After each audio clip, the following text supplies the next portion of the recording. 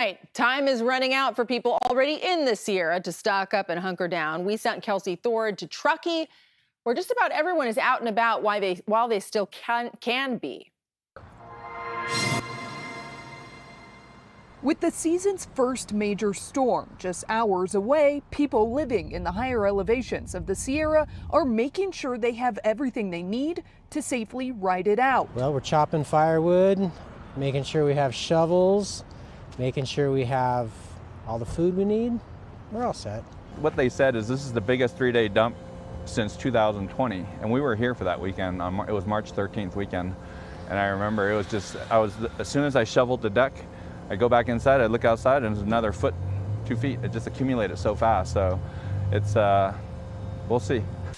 Local hardware stores saw a steady stream of customers coming in grabbing last-minute essentials. We will stay open as long as the town of Truckee or the CHP doesn't come and ask us to close. Employees say they don't expect to have to close during this coming storm, but are cautioning people to prepare for the worst. We don't know what the weather's going to, or what the power is going to be like, whether we're going to run out of power.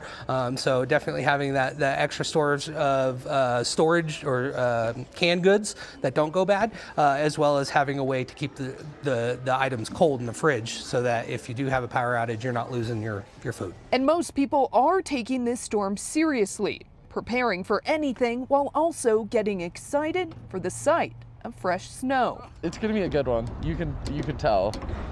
Hopefully everyone's safe and just stays inside and has power. And if not, shovel and have fun. Now, most of the people we spoke with told us they feel prepared going into this storm. They bought all the supplies they can think of. Now, it's just time to hunker down and wait and see what comes.